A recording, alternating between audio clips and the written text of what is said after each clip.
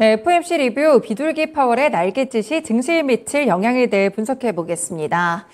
네, 오늘 간밤에 FOMC 가장 큰 이슈 중에 하나기도 했었죠. 일단 예상대로 금리 동결이라는 부분들은 모두 알고 계셨을 것 같고, 사실 중요했던 건 파월 의장의 멘트였잖아요. 네. 이 파월 의장의 발언들 참 여러 가지 부분에서 조명을 해줬던데 어떻게 보셨을까요?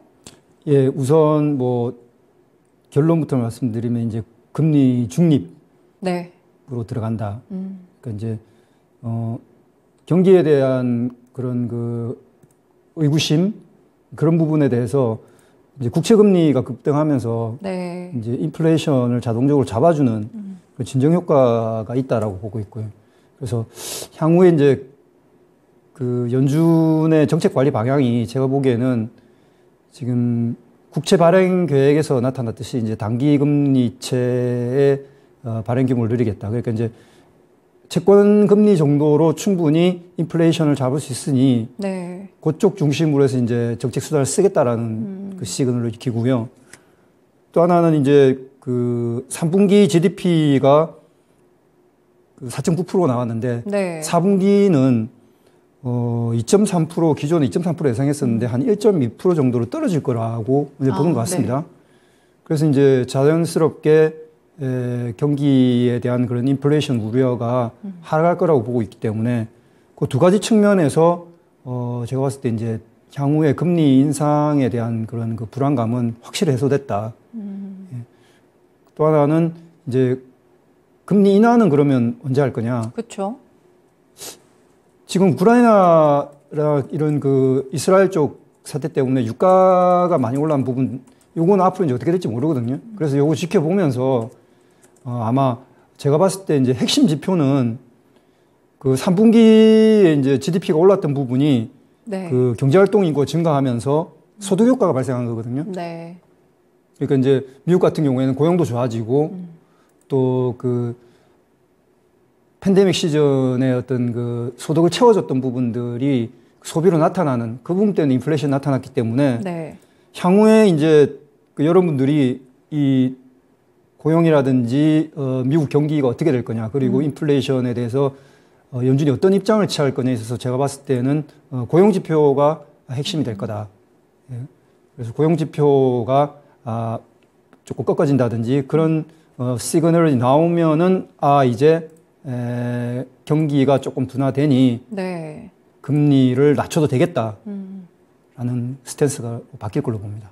네, 그렇군요. 사실 저희가 계속 경제가 꺾이는지 어쩐지를 볼 때 고용 지표를 많이 참조하고 있는데 또 간밤에 보니까 구인이직 보고서 9월 달께 또 나왔었고 민간 고용 지표도 이제 지난달께 나왔었어요. 근데 이제 두 지표를 봤을 때 사실 구인이직 보고서를 봤을 때는 고용이 별로 꺾이지가 않았거든요. 좀 계속 올라가는 그런 분위기던데 이 고용 시장은 딱히 탄탄한 이유가 있을까요? 예, 미국이 이제 아시다시피 팬데믹은 밖에 나가서 활동하지 않음으로 인해서 소비가 위축되는 거거든요. 네. 근데 그런 부분들이 한꺼번에 폭발하면서 특히 서비스 분야에서 어떻게 보면 조금 부러운 부분이죠. 우리가 흔히 말하는 레스토랑이라든지 자영업이라든지 그리고 유통 그쪽에서 확실히 이 소비가 살아나는 네. 그리고 그쪽에 고용이 많이 늘어나는 예. 그러면서 제가 개인적으로 확인해 보면 시간당 그런 임금, 실질 임금도, 네. 법적인 최저임금도 있겠지만은, 아르바이트생이라든지 혹은 고등학생이나 대학생들이 파타임 잡으러 뛸 때 어떤 실질적으로 받는 시간당 임금도 상당히 높더라고요, 미국이. 네네.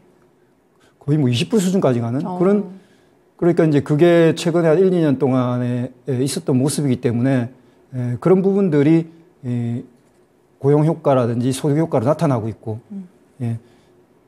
우리가 조금 참고할 만하죠. 우리는 지금 팬데믹 이후에 소비 시장이 죽어버렸거든요. 네네. 예.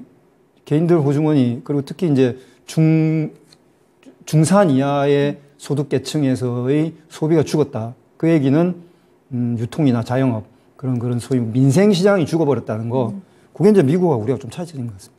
네, 그렇군요. 사실 오늘 그래서 파월 의장의 발언들을 좀 자세하게 뜯어봤을 때는 금리 인하에 대해서는 아직 좀 선을 긋는 모습들도 있었고 한데 도대체 시장에서 어떤 부분이 비둘기파적이었다 이렇게 평가를 하는 걸까요?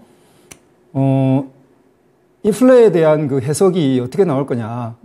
이제 인플레에 대해서 앞으로 조금 우려된다 그러면은 금리 인상을 언급할 텐데 지금 국채 시장에서 장기채 금리가 상승하면서 발생했던 그런 인플레 진정 효과 정도로 앞으로 충분히 관리 가능한 것 같다. 그리고 경기가 전반적으로 이제 상당히 탄력적으로 상승하는 부분이 둔화될 것 같다는 부분이고 네. 그런 측면에서 이제 내년도 금리 인하 시기를 기존에 이제 상반기 1분기로 많이 예상했었는데 네, 맞아요. 그게 조금 늦춰질 것 같고요. 그리고 이제 기존에 뭐 많게는 2, 3회 혹은 3, 4회까지 금리 인하하지 않겠나 봤었는데 그 횟수는 좀 줄어들 것 같습니다. 한 1, 2회 정도로. 시기도 한 2, 3분기, 네. 2분기 말 3분기 초 정도. 예. 그리고 역시 중간에 있는 그런 그 뭐 유가 이슈라든지 지금 나중에 말씀드리겠습니다만 이제 뭐 감사한 이슈라든지 이런 것들 지켜보면서 관리하려고 하는 것 같습니다. 네, 그렇군요. 파월 의장도 그러니까 10년물 국채 금리가 급등한다든지 이런 현상들을 좀 잘 지켜보면서 연준 측에서도 대응 수단을 세웠던 것 같습니다. 그리고 사실 오늘 FOMC도 상당히 중요하긴 했지만 미국 재무부 측의 그 발표도 굉장히 주목을 많이 받았었거든요. 국채 발행 계획에 대해서 그래도 장기물에 대해서는 좀 발행 계획이 예상보다 축소가 됐던 것 같은데 이 부분은 시장에 좀 어떤 영향을 미치게 될까요? 지금 이제 장기물 금리가 많이 올랐던 부분에 대해서 좀 관리를 하겠다는 거고 특히 이제 5% 넘는 부분, 5%를 어떤 상한선으로 정해도 관리하는 부분, 그리고 이제 단기채 중심으로 이제 규모를 좀 늘려서 장단기 금리가 너무 벌어지는 부분을 이제 관리하겠다는 거고요. 그러니까 이제 지금 금리 인상도 인하도 뭐 쉽지 않은 그리고 뭐 당분간은 네. 지켜보는 걸로 그러니까 이제 금리 중립 시기로 이제 돌입하는 거죠. 그런 측면에서 뭐 어제 미국 시장도 반도체라든지 그 AI 소위 이제 그 성장주가 이제 금리에 대한 그 우려 때문에 많이 빠졌던 부분이 상당히 그 바닥권에서 탄력적으로 상승하는 걸로 봐서는 네. 이제 금리 인하에 대한 우려는 끝났다라고 봐도 되겠다. 그리고 한국도 밸류에이션상 그 종합지수가 PBR 한 0.8배 정도 그 이하로 떨어지면서 역시 전통적으로 최근에 한 1, 20년 사이에 0.8배 정도 이하에서는 밸류에이션 그 바텀이라고 시장은 인식하는 것 같습니다. 네, 그렇군요. 미국 시장도 지금 한 3거래일째 좀 좋은 모습을 기록하고 있는 것 같던데 그러면 미국 시장도 지금은 이제 바닥 찍고 올라오는 시기라고 보시는 거예요? 일단 뉴 노멀 그러니까 네. 이제 고유가 고금리에 대해서 이제 적응했다라는 정도고요. 네. 예, 그러니까 이제 앞으로 뭐 금리를 다시 뭐 인상한다든지 혹은 뭐 전쟁으로 인해서 유가가 갑자기 뭐 100불 가까이 간다든지 그런 이슈만 아니면은 이제 주가가 추세적으로 빠지는 건 멈췄다. 하지만 당분간은 또 좀 중립적인 구간, 네, 상방 하방이 조금 갇히면서 네. 이제 내년을 바라보는 그런 시장 흐름이 나올 거로 봅니다. 네, 그렇군요. 그래도 좀 공포스럽던 하락은 많이들 멈춰가는 것 같습니다. 그럼 미국 시장에서 이럴 때는 금리 중립식이다라고 말씀해 주셨는데 어떤 상승이나 어떤 하락 섹터들을 보는 게 좋을 것 같으세요? 어제 뭐 상징적으로 AMD가 큰 폭으로 올랐죠. 한 10% 가까이 올랐는데 네. 이제 코멘트가 그 데이터 센터 수요가 좋다. 그리고 이제 CPU 매출이 좋다. 그래서 이제 우리나라도 반도체 그리고 이제 AI 중심의 후공정 패키지 쪽 네. 그리고 이제 AI 쪽에서는 제가 방송에서 언급했습니다만 의료 AI 쪽이 더 좋을 거다 말씀드렸는데 오늘도 상승 탄력이 좋았고 네. 그리고 이제 로봇 당연히 이제 그 생산 캐파를 늘리는 과정에서 그 자동화, 물류 자동화라든지 또 그 공정 자동화 이슈가 있죠. 그래서 그 세 개 섹터가 이제 크게 움직였고 특히 이제 그 디램하고 낸드가 바닥을 쳤다라는 그런 그 공감대가 형성된 것 같습니다. 실제 수치도 좋아지고 있고 특히 이제 그 우리가 반도체 쪽 분석할 때 사실은 현장에 있는 분들이 가장 정보를 정확하게 알고 있거든요. 그러니까 삼성 컨퍼런스 콜에서 HBM이 내년도 한 2.5% 정도 그 매출을 늘 거다. 네. 그래서 그 부분이 상당히 그 안도감을 그 투자자들한테 안도감을 준 것 같고요. 그래서 전반적으로 증권사 리서치 그 세사이드 쪽에서도 이제 반도체 쪽에 대한 확신을 갖고 좋은 리포터들이 계속 나오고 있는 것 같고요. 그래서 그 시세가 움직일 때 뭐 크게 이제 이평선이 상단 안에 있는 종목들, 네. 그리고 이제 바닥에서 다시 이제 턴어라운드 한 종목 중에서 이런 섹터 중심으로 좀 보셔야 될 것 같고, 지금 기존의 그 경기 민감 성장주로 대표되는 그 인터넷이라든지 네. 뭐 그 경기 소비주, 헬스케어, 그런 뭐 그 자동차에 관련돼서 뭐 자율주행이나 이런 것들이 많이 빠졌었거든요. 그런 것들이 오늘 이제 굉장히 편안한 반등을 보여주고 있고, 반대로 이제 그 유가나 뭐 에너지, 그리고 이제 경기 방어주에 속하는 그 필수 소비, 네. 그쪽이 이제 주가 흐름이 좋았다가 이제 빠지는 뭐 그런 모습을 보여주고 있는 것 같습니다. 네, 그렇군요. 그럼 미국 시장이든 국내 시장이든 좀 상승하는 업종이나 하락하는 업종들, 앞으로 좀 그렇게 엇갈리는 업종들은 거의 동일하게 보시는 거세요? 그렇게 보시는 거네요? 기본적으로는 이제 추정하죠. 그, 사실 우리나라가 이제 중국이라는 한쪽에 그 날개를 좀 잃었기 때문에 이제는 네. 미국 시장의 영향력이 더 커졌거든요. 아, 네. 네. 단지 이제 최근의 주가 흐름으로 봤을 때 우리나라가 사실 수출 주도형 개방 경제인데, 그러면 우리의 대상 시장인 미국이 좋아지면 우리는 당연히 좋아져야 되는데, 그러니까 과거의 그 지표 흐름으로 봤을 때 그게 디커플링 된 경우는 한 번도 없었습니다. 근데 올해 들어서 처음으로 미국 시장이 좋아지는 거에 비해서 한국 시장은 그 디커플링 된 모습이 좀 안타깝지만, 종목별로는 네. 오히려 더 강한 추종을 할 거다. 예. 그만큼 이제 종목 차별화가 굉장히 강해진 거죠. 그래서 여러분들이 더 이제 민감하게 또 공부를 많이 하셔서, 파고들어야 된다. 예, 종목을 이렇게 넓게 보고, 대략 담아가다가는, 한국 시장만 조금 다른 흐름을 보일 수도 있거든요.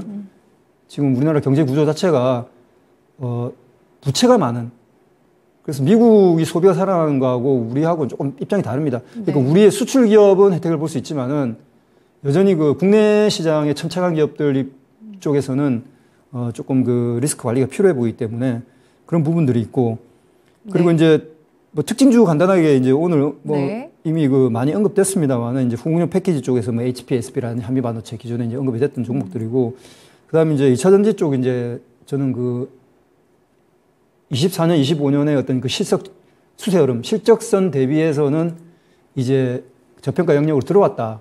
대표적인 게 에코프로비엠이죠. 이제 20만 원 이하, 20만 원 이하에서 모아가야 된다라고 제가 방송에서도 언급했었는데, 네. 예, 소재주 쪽, 표스코 퓨처엠 이런 것들 많이 빠진 종목들, 이제 공매도 이슈도 좀 있는 것 같은데, 이건 또 조금 이따 말씀드리고, 또 그렇게 이제 특징주가 보이는 것 같습니다. 특징 종목들 그러면 차트로 같이 좀 보면서 설명해 주실까요? 예. 우선, 반도체 쪽부터 저희 살펴볼까요, 전문가님? 예. 먼저, 그 지수 흐름부터 제가 조금 네. 짚어드릴게요. 여기 차트 보시면은, 지금 2300이 깨진 다음에 이제 반등하고 있지 않습니까? 이 부분이 이제 2300이 뭐 PBR 기준으로 한 0.8배거든요. 이제 그 네. 이하에서 반등을 보이는 모습이고, 우려했던 부분은 이제 국제 정세 때문에 아래로 이제 어디까지 슈팅할 것이냐라는 거였는데, 저는 그 250, 거기 상당히 이제 그 외인이나 기관들이 구축해 놓은 걸로 봐서 이제 거기가 하단으로 판단됐던 부분이고, 그래서 2250에서 이제 2350 이 사이에서 이제 지지되는 흐름이 나오고 있고, 지금 보시게 되면은 이제 2400 여기가 제가 봤을 때는 추세가 돌파됐다는 신호로 해석할 수 있거든요. 네. 예. 그 부분까지 가기 위해서 아래 위로 좀 움직이는 그 매물도 소화해야 되고, 그리고 일단 고금리에 대한 그 이슈는 소화했지만은, 그렇다면 남은 거는 이제 실적 개선이죠. 그래서 이제 주요 플레이어들 시총 상위 종목들의 그 EPS 개선, 영업이익 개선, 특히 이제 이익률, 영업이익률이 어떻게 개선될 거냐. 그리고 여러분들 종목 찾으실 때도 이익률이 탄력적으로 개선되는 종목들이 PBR이라든지 그런 그 밸류에이션 그 배수를 훨씬 높게 받을 거다라는 그 힌트를 갖고 좀 접근하시는 게 좋을 것 같고요. 네. 종목별로 보면 에코프로비엠 같은 경우에 이제 정확하게 20만 원이 깨지면서 이제 반등하는 모습. 네. 20만 원이 이제 저는 이제 락바텀으로 봤었고, 그게 이제 전체적으로 이렇게 상승 추세상에서 상승 추세상에서 여기 보시면 되면 이제 뭐 기술적으로도 25월 딱 다 있는 부분이기도 하죠. 이제 전통적으로 이제 이평선 분석에 있어서 그 종목의 어떤 그 종목 자체에 대한 그 수익 구조, 매출 구조, 그 산업에 있어서 어떤 그 포지션이 바뀐다. 네. 라는 건 21선을 기준으로 해서 이탈했다라고 볼 수 있는 거거든요. 그리고 이탈했으면은 이 종목의 이제 장기 추세의 어떤 그 종목 자체가 갖는 경쟁력이 끝났구나라고 판단할 수 있는데 네. 대부분 이제 24년, 25년에 그 2차 전지 수익 구조를 좋게 보고 있고 그 대표적인 종목이죠. 에코프로비엠이. 그래서 그 밸류에이션 상의 그 텀이 상당히 컸죠. 컸기 때문에 많이 빠진 겁니다. 네. 55만 원까지 갔던 부분 그리고 또 그래서 이제 그 공매도의 어떤 타겟팅이 됐던 부분 때문에 이 변동폭이 좀 컸을 뿐이지 전체적인 이 추세 흐름상에 있어서 그 어떤 흐름은 그대로 상승 추세 유지하는 거고 그 안에서 이제 밸류에이션 락바텀이 나왔다라고 판단한 부분이고요. 네. 그리고 이제 한 가지만 더 보여드리면 뭐 HP, SP 이게 가장 그 개인들이 또 많이 알고 있는 관심 있는 종목인데 네. 그 반도체 쪽에서 이제 후공정 패키지의 높은 밸류에이션이 계속 유지되는 이유는 그 삼성, 그러니까 우리나라에서 지금 실질적으로 투자를 집행할 수 있는 그리고 집행하겠다고 밝혔고 금액까지 밝히고 집행하고 있는 데가 삼성이거든요. 네. 예. 그래서 후공정 패키지 쪽에서 그 어떤 매출이 들어올 걸 실제 가시성이 높은 거죠. 그런 측면에서 주가가 안 빠지고 있고 계속해서 이제 좋은 흐름이 나오고 있는 부분. 그래서 반도체 쪽에서 이런 그 장단기 이평선이 정배열돼 있고 20일, 60일, 120일이 네. 그리고 그 위에서 이렇게 상방으로 이렇게 틀어가는 이런 부분, 특히 이제 후공정 패키지 쪽 관련된 종목들은 이제 뚫고 올라갈 거다. 예. 그런 흐름이 예상되고요. 네. 하나 더 볼까요? 아니면 여기까지 예. 볼까요? 한미반도체도 거의 비슷한 흐름입니다. 5만 원에서 지지 형성된 이후 이제 고점을 돌파하는 흐름 나올 걸로 기대하고 있고. 예, 여기까지만 일단 말씀드리겠습니다. 네, 알겠습니다. 저희 FOMC를 통해서 어떤 전략들을 뽑아내야 될지 한번 들어봤는데요. 파월 회장의 코멘트까지 분석을 드렸고요. 지금 미국 시장이든 국내 시장이든 어쨌든 간 좀 분위기가 변하는 거는 맞는 것 같습니다. 상승과 하락 업종들 앞으로 어떻게 봐야 될지 설명드리면서 오늘 종목별로도 같이 차트로 분석을 해드렸으니까요. 투자 전략에 참고해 보시면 좋을 것 같습니다. 일부 쉬운 FOMC 읽어주기였습니다.